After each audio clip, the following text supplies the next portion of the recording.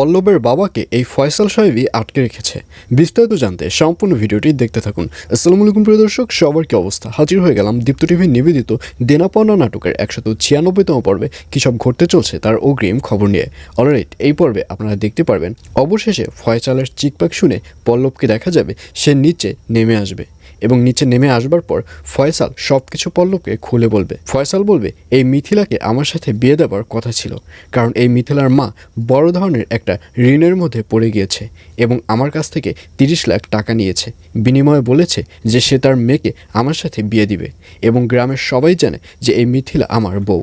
কিন্তু কিছুদিন পর তারা গ্রাম থেকে পালিয়ে যায়, পালিয়ে এখানে আসে আর আমি এখানের খোঁজ পেয়ে যাই। এখানের খোঁজ পেয়েই আমি এখানে চলে এসেছি। আর এই কথা শুনে পল্লব রেগে যাবে। পল্লব মিথিলাকে বলবে, কী ব্যাপার মিথিলা, উনি যেটা বলছে সেগুলো কি সত্য? আর এই কথা শুনে মিথি বলবে, আমি তোমাকে সব কিছু পরে খুলে বলছি। তখন পল্লব বলবে, না সব কিছু না, এখনই আমাকে সব খুলে বলতে হবে। তখন ফয়সাল বলবে, শোনেন আমার কথা তো শেষ হয়ে যায়নি, আমার কথা আরও আছে।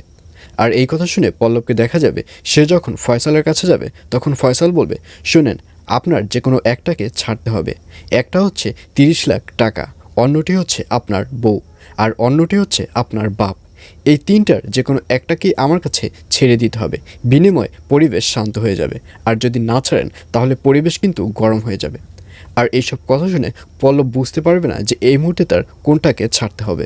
আর অন্যদিকে ইরফানকে দেখা যাবে সে রিয়াদের বাড়িতে আসলে রিয়ার বাবা, রিয়া এবং ইরফান সবাই ব্রেকফাস্ট করতে বসবে।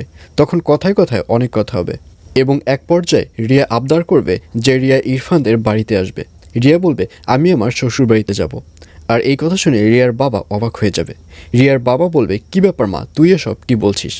তখন রিয়া বলবে, দেখোই না ইরফান, বাবা ড্রিঙ্ক করতে করতে সে সব কিছুই ভুলে গিয়েছে। সে ভুলে গেছে যে তার মেয়ের একটা শ্বশুরবাড়ি আছে আর সেখানে তার মেয়ের যেতে হবে। আর এই কথা শুনে ইরফানও অবাক হয়ে যাবে।